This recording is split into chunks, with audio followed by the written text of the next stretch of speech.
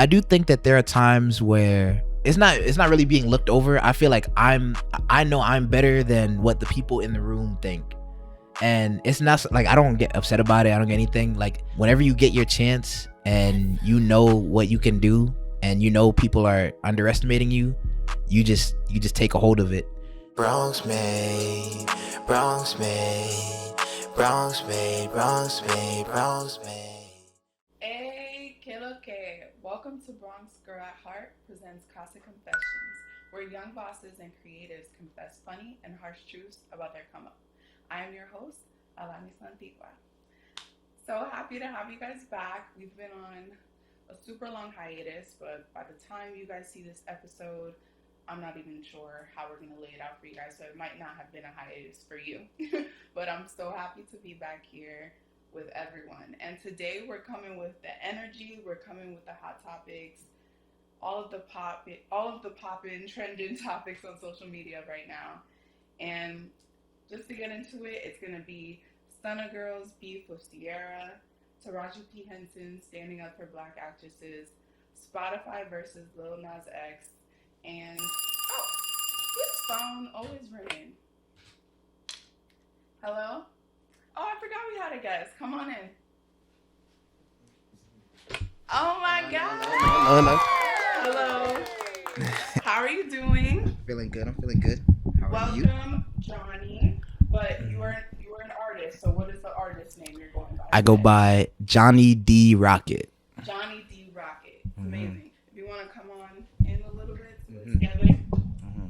Yeah, so Jonny, you are an artist, a member of Slum Children, and so on and so forth. The list goes on, I'm sure. Right. And we know each other from way back in the day. We know each other from... I met you in high school. It was in high school. Senior year? Yeah, like senior year, yeah. Crazy. But anyways, I'm so happy to see you here. So happy for the growth and the artistry. Well, y'all too. Both of y'all. You too, LR. Oh, LR in the back. Shout out. And I don't know, I just want to clap again. Shout out to young artists doing their thing. Word. Yes. Okay, so as I mentioned, today we're going to talk about a host of things that are popular on social media. But before we get into it, I want the people to learn a little bit more about you. So tell them where to find you on social media. And also, this is a good time to plug any projects that you're promoting right now. All right. So my name is Jonny D Rocket. You can find me on Instagram, not X really, but I post on Apple Music, Spotify, SoundCloud. I'm a melodic rapper. That's what I like to say. I'm like a little bit of hip hop, a little bit of pop. Right now, I just released a song called 4 Nights. It's on Apple Music and Spotify. I want to give a shout out to Slum Children and Isaiah Keaton and Stashi. And Isaiah's dropping a song called Let It Go on January 17th. So definitely check that out. We got a music video coming with that. And, representing Brooklyn, New York. And, I'm a Honduran American, an actor, a rapper. And You just do it all. I like doing things. I like creation. So can you explain to us what is Slum Children? Slum Children is a collective of different artists. We got visual artists. We got visual artists, meaning like paintings. We got camera people, like the photography, video. We got, Chris. I want to give a shout out to my boy Chris because he's a creative director and he's doing a really good job at it. He's helping produce things. I want to give a shout out to Frank and Toss, the whole camera team. We got me. I'm a rapper. We got my friend Isaiah. He's a rapper. We have a band. Give a shout out to Neil and Bryce and Willie and Drew and damn, I'm forgetting everybody. I'm blanking on everybody's name right now. It's bad. Also, so if people want to explore more of Slum Children, it's and Thad. Yeah, where can they find Slum Children and all those people that you just mentioned? It's like black and brown creators mainly, right? Yep. That's really just cool. about. And you can find us on Instagram. We have our own webpage, slumchildren.net. There's merch there. There's, you can find all the whereabouts. We've been doing shows for like a good 3 months now. And they always go well. So I definitely want to see people come out to the show because it's fun. It's great. and I wanna start partnering up with people. So like Bronx Girl at Heart, and other brands. Yeah, we will. More in the future for sure. Mm-hmm. Now, before we get into the pop culture topics, I do want to remind you guys that Casa Confessions podcast is currently on Facebook, X, formerly known as Twitter, Instagram, and honestly, all the social media avenues. You can find us at Casa Confessions podcast. But if you go on X, it's at big_Lonnie. So you can keep up with everything that's going on in the podcast and all our updates. And please leave a comment and rating on anywhere that you consume our content to join the conversation. We'd love to hear from you guys. Now we're gonna get into it. So Stunna Girl comes for Sierra. Sheesh. This was like a Twitter beef that happened. Stunna Girl is a rapper, and she's known for like really not controversial, but really spicy lyrics. She's a very sexual rapper, and she did a song that sampled Sierra. The Sierra song called Goodies, and Sierra said, Yaga. So Stunna Girl heard from her team that Sierra said, no, you cannot release that song. You cannot use the Goodies sample. And this was after Stunna Girl thought she did her due diligence. She paid a producer. The producer said everything was good. And then now the song is done, and she probably put a lot of hard work into it, and she cannot release it.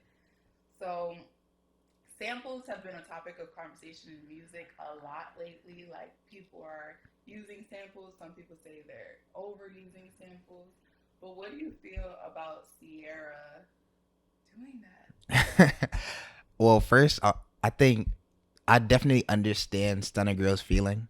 Because, as an up-and-coming artist, I'm sure people use tight beats and all this other stuff. And, sometimes you make a whole song to something, and you didn't buy the beat or you didn't buy the rights or something. And now you can't make that song. And, like, when you create something, it's like your baby, and now you got to just get rid of it. So I can see why she's upset. But Sierra has the right to do that. It's her song. I don't know why she said no. Maybe she didn't like the song. I would love to hear the song now. Right, we gotta find a snippet. I did find the snippet of the Ooh. song. Let me pull it up. But yeah, like, the song is a little, it's a little spicy. If you heard of Stunna Girl, she gets into it, and she says things girls want to say but can't say. I've heard of her. I haven't really listened to her that much. Yes, let's see if we can pull it up here. 1 second. Mm-hmm. So that is not Sierra's brand at all. Nah. Sierra, especially lately, before Sierra used to get freaky with her music, but lately Sierra's been on some, Russell Wilson, godly vibes. It's not a Russell's brand. She was just in the color purple. Like, Sierra has elevated. I didn't know that. She was in the color purple. Y'all gotta watch the color purple. The color purple was so good. We should talk about it. Yeah. But yes, I can see how, you said, like, for an artist, their music is their baby. So let's talk about Sierra. She created that song, Goodies, and I'm sure that was her baby. So, and Sierra actually does own a lot of her masters.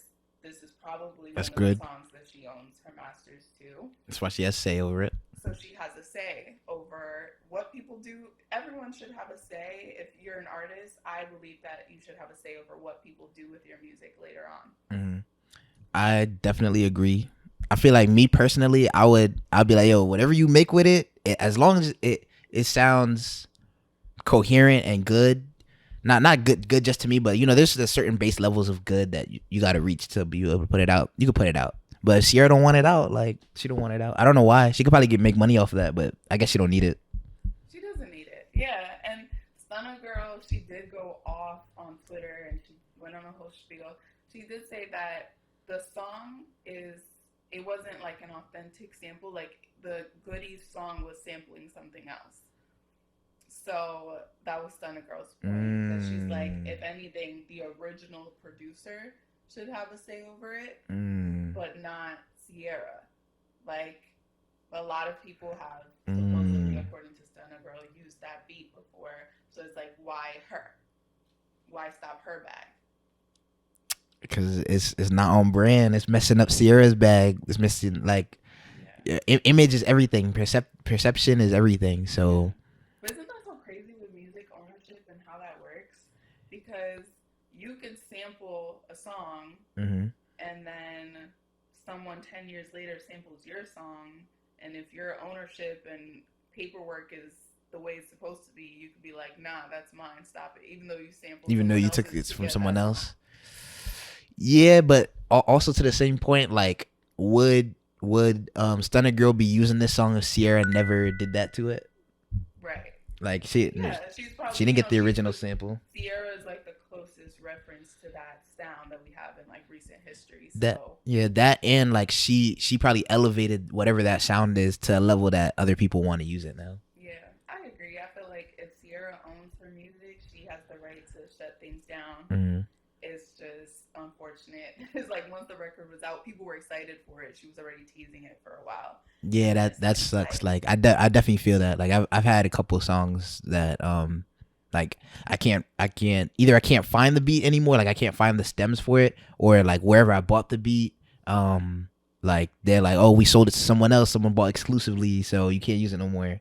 And it sucks because it's like, damn, I made this. Really a mess up on the producer's part. Yeah. Because the producer gave her the beat. Yeah. He should have made sure everything was good and dandy for her to use it. Have you encountered any messiness with producers like that? Nah, like, cause most of the beats that I acquire are like from people who like made it, like they made the beat. They're not sampling from someone else, and I think right now the level that I'm at, like even if I put out a song that I sampled and I couldn't, they wouldn't notice it for a little while. I don't think. Right. It'll go unnoticed. Yeah. Maybe Stunner Girl should put the song out on SoundCloud. She can still do that. She wanted to make money off of it, but yeah, she can't even perform it. Yeah, I do think that what you're saying is cool though. That you're still finding producers that are making authentic beats. Yeah. And not sampling, because it sounds like everyone's sampling. Sampling, like I don't like to knock no type of art. Like I love sampling. I love AI music. I like the SpongeBob trap. Like AI music. Some of it, yeah. Some of it is fire. They dropped like this Bad Bunny AI song.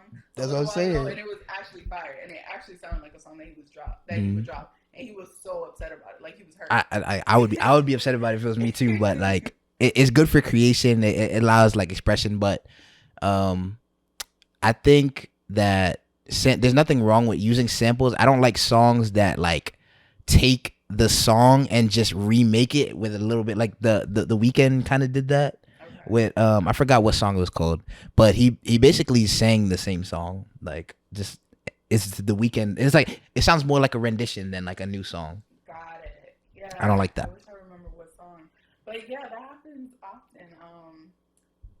Nicki Minaj in her recent album, the track that she starts with is "Are You Gone Already," and that samples a Billie Eilish song.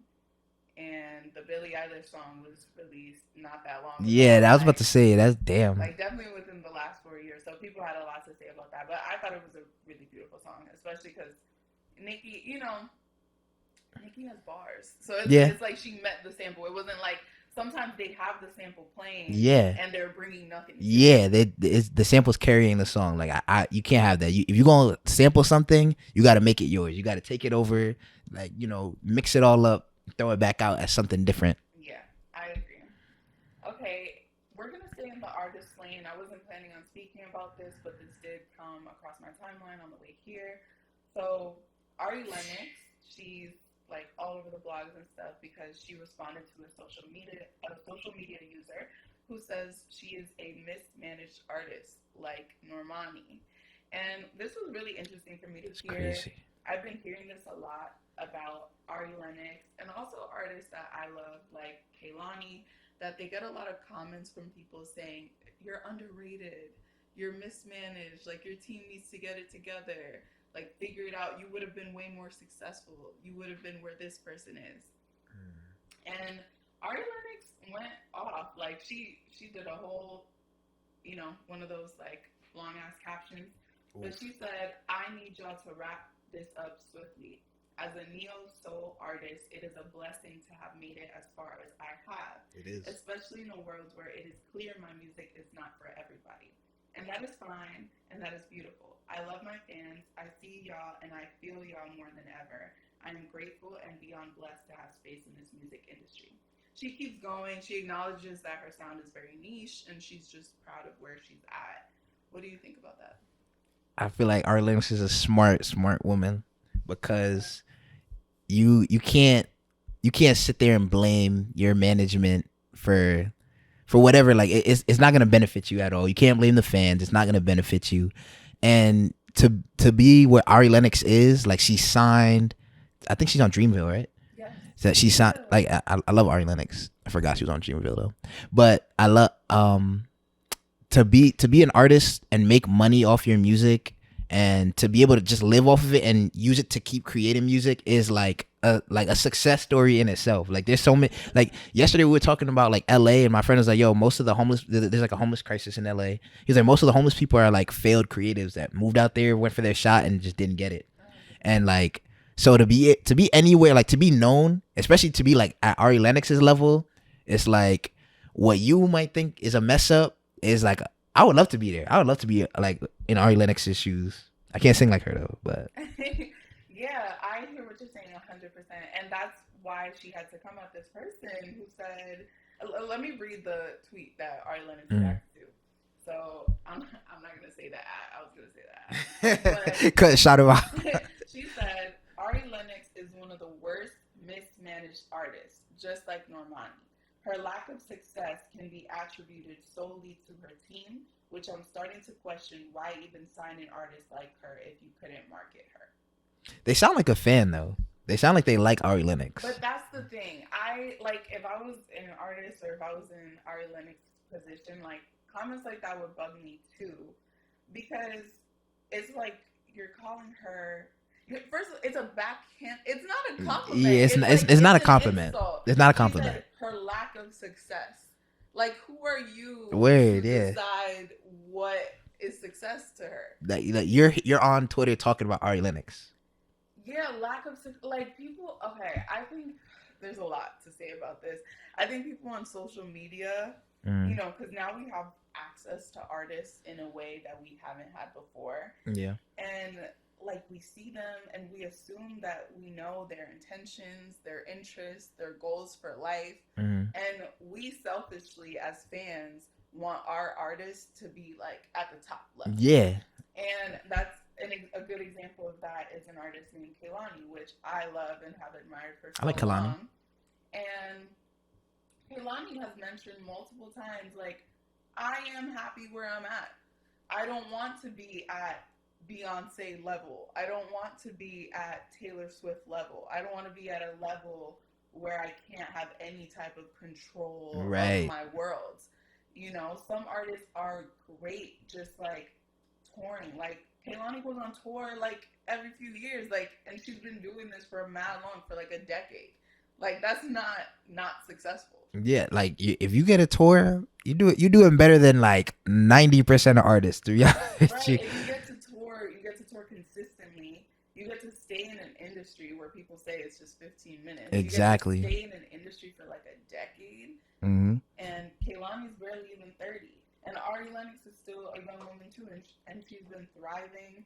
And she's on Dreamville. Yeah, like, there's not that many women on Dreamville. Like you got the stamp of approval from Cole. Right. Like, that's and all you need to know. She's a neo soul artist in on a rapper dominated like platform.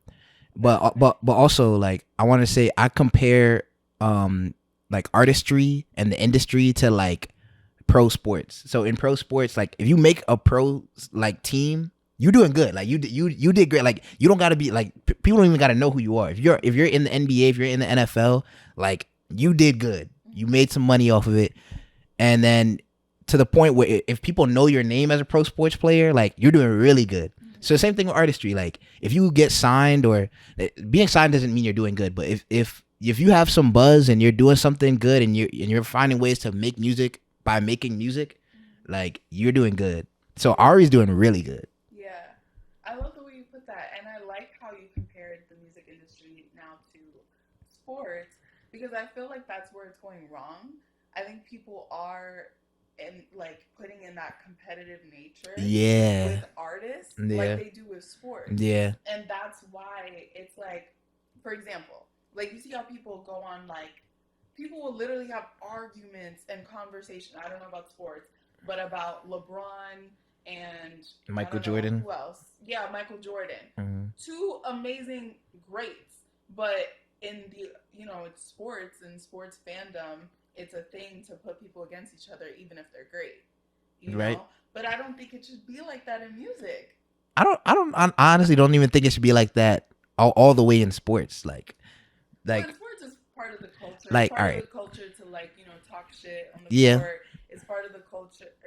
People talk. That's what I'm saying. It'll be great basketball players. I know they're great because they're the only ones I know the names of. And people will be having whole debates like, nah, he's trash. He's this, he's that. And it's like, bro, he made it onto the NBA. Yeah. He's making millions of dollars, but if he's just making $5 million a year compared to $30 million a year, he's like he's worse. Like, no, like even a bench person. Yo, on the NBA. the bench players make more money than I will ever see like in like 3, 4, 5 That's what years. I'm saying, but people talk so much shit about basketball players, and I think they've been doing that lately with musicians, and I don't think it should be that way because when it comes to someone's artistry, everyone's in music for a different reason. Exactly. Some people want to be like business moguls and take it to another level, like Jay-Z. Some people just want to tour a lot.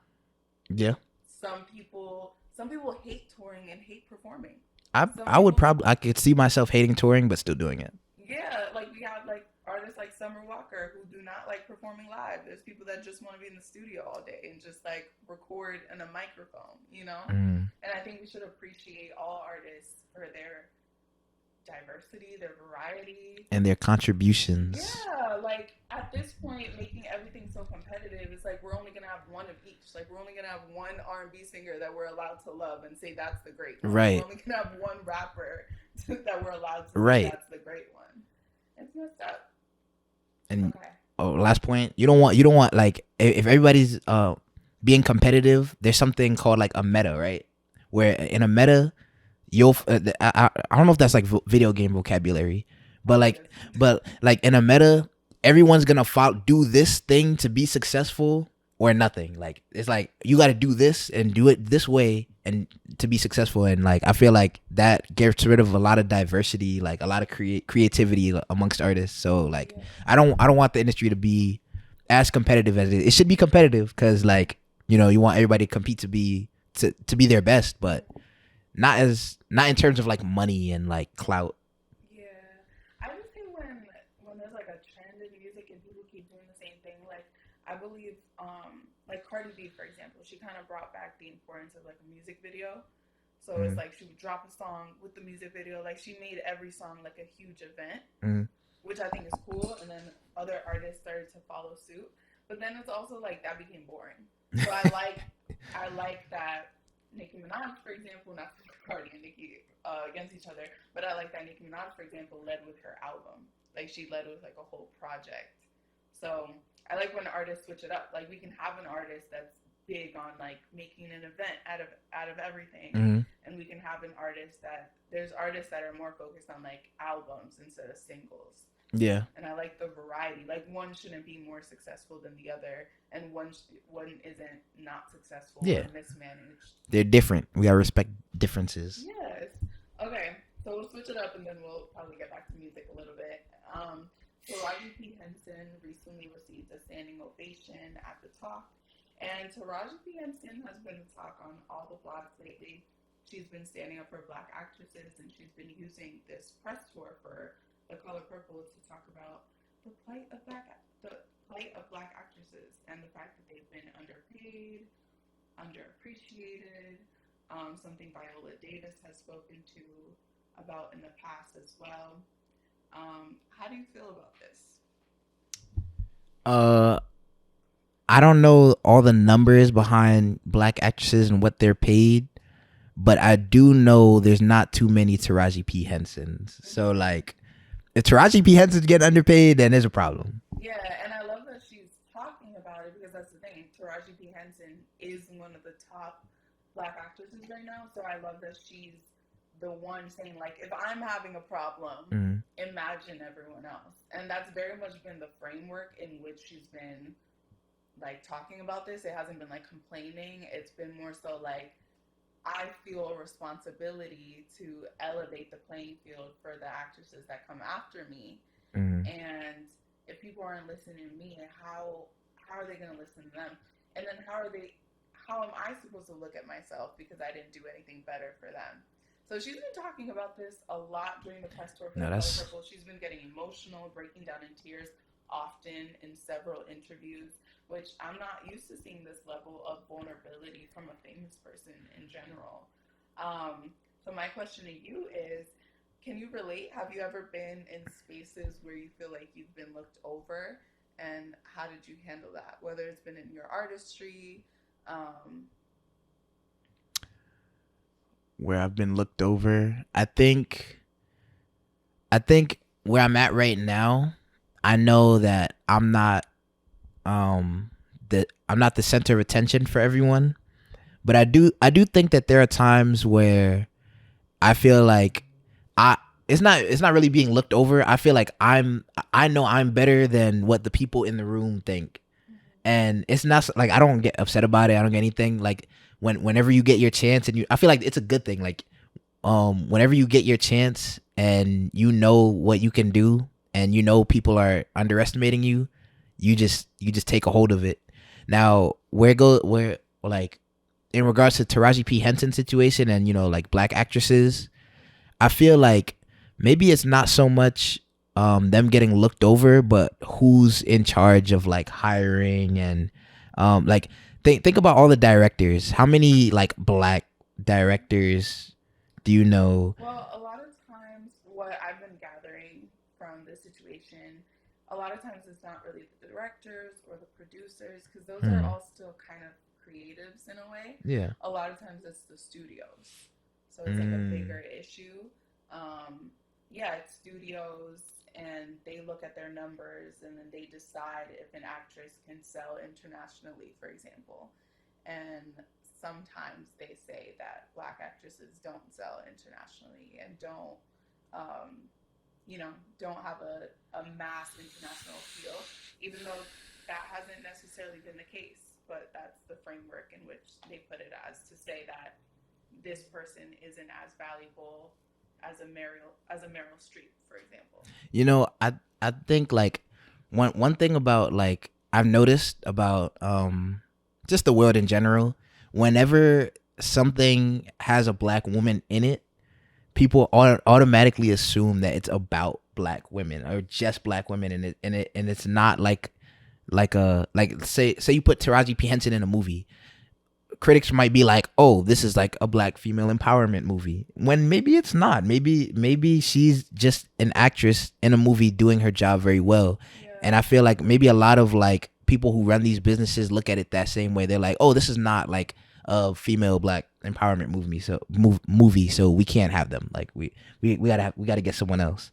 Yeah, what's scary about this, it's so nuanced and there's so many things to get into, but even in the press tour, the media has been spinning it and saying that Taraji P. Henson is having beef with Oprah, because Oprah was one of the producers on The Color Purple. Oof. And they have since clarified and said that they do not have beef. Of course, she's complaining. It's like, oh yeah, she's definitely talking about the other black women in the room. Even in that, that's why it's so amazing that Taraji P. Henson is doing this, because she's going on a press tour. She's using the time that all eyes are on her, and she's pointing it towards a bigger issue. And she's being vulnerable. And she's brave. She's being brave. Because a lot of people are going to be like, oh, you want to talk like that? We're not hiring you now. Yes. So that leads me to Vivica A. Fox, that I seen this. Some paparazzi actually caught her on the street and asked what she thought about actresses and what they're saying when it comes to being underpaid. And she was like, yo, I'm good. Like that's basically what she said. Is that yo, good. Basically, she said, that's not my experience, boo. We good over here. She want to keep that check, man. She like, oh, I say nothing. Like it wasn't me. It wasn't me. Fox is getting paid more than Taraji P. No, Henson. definitely, but it's like I said, winning doesn't mean like you don't got to be Drake to be winning. You don't got to be like who's a very very very successful black actress. Oh, so That we, many. Viola Davis. I was Viola Davis because I was about to say Taraji P Henson, but And like Taraji P. Henson is there for now, like this generation. I think she's our. So you don't got to be Viola Davis to be successful as an actor. You know, Vivica A. Fox doing her little Tubi movies and doing whatever, getting her little bag, No, I think she does. She does. She's a Lifetime movie girly too. Yeah, and she getting her little bag. Not even little. I don't know how big the bag is, a big bag but for her. she's creating. She's getting a bag. She's satisfied. Now Taraji P Henson, I don't think she's saying she's maybe she is unsatisfied, but she's just standing up for, like she says, yo, I think we can do more. Vivica A. Fox is okay with what she got. Taraji P Henson looks at what could be gotten. But you see, I have a problem with. I'm not gonna say I have a problem with Vivica A. Fox because I don't know Vivica A. Fox, but I have a problem with people like that. I have a problem with when you're someone saying that there's an issue, and then you go to someone that looks like you, that you should see sisterhood. You like, back me up. And then they're like, not my problem and not my experience. Oh, that pisses me off. That has happened to me at work too. Where I'll say something, I'll be like, oh, like I feel like this is a little tough. Like I feel like this can be made easier. And then another person in my same position is like, I do it just fine, just like that. Like it's like, ew. A lot of people change is scary, man. Change is scary. A lot of people don't like change. A lot of people don't like change, even if it'll benefit you. But I do feel in that situation, I just rather be like, you know, I support her and I'm hearing her out. Right? Yeah. She could have done that without getting people upset. She could have said, and she kind of did say she kind of did say like, love you boo, you know, love you boo, nothing against you, and she said something like that, but it kind of felt a little shady to some people, and I get why. Yeah, I could definitely see that. Okay, now we're going back into music with Spotify versus Lil Nas X. Oof. So Lil Nas X recently got into some Twitter beef, mild Twitter beef. Yo, he's always in Twitter beef, and he's good at it. With Spotify, oh yeah, he uses it to sell his music. Yeah, he's good. Like I wouldn't want to argue with him on Twitter. That's so funny. And because they said Lil Nas X is back with more mid music, and then they included a picture of him and posted a link to the music. And this was Spotify on their social media account. Damn, this is Spotify? Yes. Who's behind? Yo, they want smoke. And then Lil Nas X responded with a meme, and it was like, me at Spotify headquarters tomorrow, and it was someone like, it was the person that jumped. Oh, jumped the judge? Oh, yeah. Me at Spotify. Oh, man. Tomorrow. What do you think about these social media coordinators for these companies, man? Yo, they've been going crazy. Like I'm always like it happens like once every couple weeks, like where you'll see some post from like a business or a brand. It's like, whoa, they said that. Like, I don't know. Because it's probably someone like me. Yeah, probably like an intern. Yeah, like an intern. Like here he comes again. It's a coordinator. And there. I'm 100% sure, like their bosses probably was not happy about that. Yes, because I feel like you can say things, you could join in on like cultural conversations. Yeah, you know, that's why they want younger people. But when you at Spotify now, because you're representing a brand, right? And you're saying Lil Nas X is back with more mid music. Yeah, like you're hurting your relationship with that artist. Right. You're hurting yourself. Like his music, his mid music is on Spotify, trying to help make Spotify money. I'm like, this literally had to be a coordinator or something, and I'm sure they got in trouble for this. They had to be in trouble, but also they went viral. So I don't know. Is this a reason Spotify wants to be viral? Or they say all attention is good attention, but attention is good attention, to be honest. And the fact that they have Spotify, the fact that they had Lil Nas X respond, and then blogs are reposting this. It might be one of those things where the person got a slap on the hand, but they're like, "Oh, this is good for us, low key." Yeah, like or maybe they fired the guy and like, yeah, we could use this, but you got to go. But also, I don't know if Spotify needs this. Spotify is Yeah, like one of the Spotify. biggest Yeah, streaming platforms. they don't, but I don't know. I feel like everyone likes clout though. Yeah, I feel if I ever need some clout, can we have fake beef? yes, of course, I would have big beef with you. That's What would it. I beef with you about though? Damn, I have no I idea. don't know. Maybe you could like release a diss track or something. No, don't go too crazy. I'm not. I'm sensitive. Okay, so that's all for our trending topics. Mm-hmm. Popular Those were topics. all new to me. I learned almost all of them were new to me, but You learned some new things I learned some new today. things. Weird. Look at that. So let's get into Slum Children and this collective. Is that a good way to put it? It's collective. Yeah, we spoke about it a little bit in the beginning. I Mhm. want to know what the mission is for Slum Children. Like, what was the idea in coming together and say, hey, we want to form this, and where do you want to take it? So Slum Children started with my friend Isaiah. Like he's the brains behind Slum Children, and it was him, his cousin Jace, and I actually met him at UB. Yeah, we met at the poetry club, and then I started going to his house making music. We were both making music, and Slum Children started off as just like a clothing brand, I think, for him. And he would make art for it. He would draw. He would make T-shirts, sweaters, and then as we started meeting more people, like we met our friend Jernice. Well, he already knew Jernice. Jernice was his friend at first, and then we came like I remember vividly one day in the summer he was like, "Yo, I want to start performing live," like, and a year later we had he started all this, so he had a bass guitarist, and then we met our friend Stashi who sings. She's not in the band, but she sings. We met. I don't know the order of people how we met them, but we became a band. So then it was me, Isaiah, the band, and Jernice, and I guess none of us wanted to just be one cohesive thing. So we're all our own artists that come together and make music.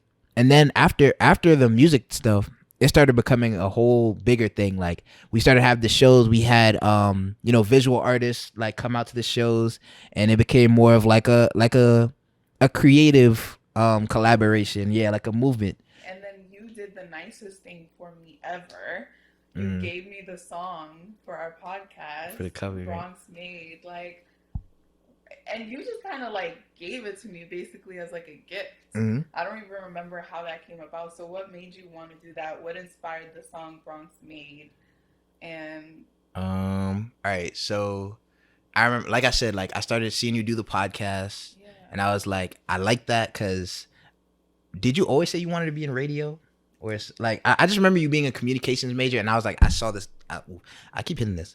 I saw the steps, like, Yeah. and I was like, I respect, like I said, I'm a fan of creation, and I respect that you're creative and that you go for it.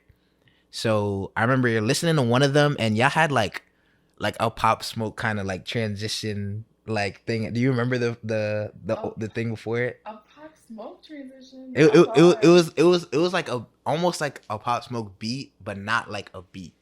It was like we had a little thing that we like pulled from YouTube or something. I gotta listen back to it. I don't even. I remember listening to it, and I was like, I don't think this captures this podcast much. Oh, so you were like, yeah, what we have, what they have is mid. Like they. I didn't say all that, but I didn't I didn't like it. Okay. But that beat actually, I had bought it to make a song on it, and I made the song in the Bronx Made beat. Mm-hmm. Okay. And I didn't like the song. Like I was like, so I just had the beat sitting in my hard drive for a while, and then I was like, I don't want to make a whole nother song to it, but I could make a cover like a theme song, because theme songs don't have to be long; they can be like 10 seconds. Yeah. So and then the podcast is called Bronx Girl at Heart, so I thought of everything Bronx.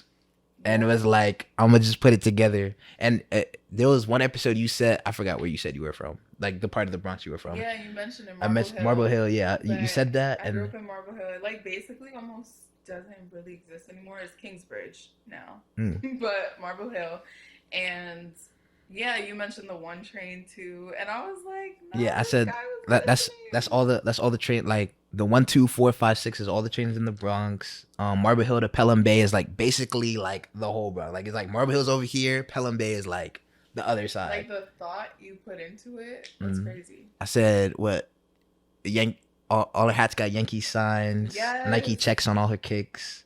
and you remember your lyrics too. Mm-hmm. How hard is it to remember your lyrics as a Uh, singer or bef- songwriter? before I started performing, really hard. After you start performing, you just start memorizing. Like I'll make a song and like remember it the next day. How? I don't honestly. I don't know. It's not like I was not. I don't. I was Like, not is like this a. skill that musicians have where their memory is just top tier? I think that when you like have to when you make a song, you listen to it over and over and over again. Like you listen to the song a lot more than everybody else does. Got it. And two, when you perform it, it puts you in a situation like where you're in front of people. You have to memorize it. It kind of like burns it into your mind after the performance because you're so full of adrenaline and like you don't want to like mess up. So it forces you to memorize it. But there are artists that forget their words. Yeah, I've definitely forgotten words before, and you also have to get good with improvising. Just Like making it up yeah, and like stuff. like if you forget your words, you gotta do. You don't even have to say anything. Just do something. Be like, yeah, turn up. Like Yeah. just do something to fill the space in. Because what nobody likes to see a lack of confidence. So if you're performing and you got a lack of, like you mess up and you get scared or shook, like people gonna be like, yeah, this guy's whack. Yeah, I agree. That's a good tip. So yeah, I just And want to use. I definitely remember you guys' theme song because I like that song. Yes, I just want to use this time to thank you for making the song. No problem. Made. I really appreciate it. And that song is going everywhere with us. Like every time we post something, like that song, that beat is on there. So No, yeah, I even like it with like without my like vocals on it. I like it too. Like I feel like it just fits. yeah, I feel like it'll always be a part of the podcast somehow. So it's like you I give like us that. a gift that keeps on giving. I'm in the history books. Yes. In the Bronx made history books. Facts. And we would love to see you like perform sometime, maybe on the podcast. We don't have the setup for that right now, but eventually I think that would be awesome. I'm down. I'm putting you on the pressure right I know I'm definitely down. Like we have a live band. Oh well, I mentioned all of them, but like I'm sure they'd love to. Like Right. everybody at Slum Children love to. Even if some children don't want to, I want to. That's really cool. Oh my gosh. No, that's really awesome. So there's so many things we can talk about. I do want to go back selfishly to just what you thought about me back then in college versus now. You Since can't. You're one of the You few can. people that knew me back then. Do you feel like there's a difference in me? I feel like you're a bit more confident now, and maybe it's cause you have to speak to a camera like a lot, and you have to speak to people, and I feel like that's like kind of like training to you probably like are a good communicator at like to regular people like at your job or like on the street, and because I feel like when I first met you, you were definitely nervous. Yeah, like I met you at his house one time. And you didn't speak much, nah. I was quiet. You did not speak much that day, but like as you got like more comfortable, you started to talk. Yeah. Me not speaking is crazy. You Like, didn't that that's much. shocking. You were talking to his sister, I was talking to his sister. That's Yeah. wild. but like We're it's definitely like gonna bleep out that name that you just mentioned. oof. But yeah, that's crazy. Okay, so you noticed like a change in my vibe. I think Okay. so. Well, damn, my alarm is ringing. We've gone so far over time. Sorry. But we've gone over time because it was such a dope conversation. I loved having you on. I do want to wrap it up with the song of the pod, but before we head out, we have to say goodbye to our YouTube and Facebook viewers because YouTube will demonetize us. So please follow us at Casa Confessions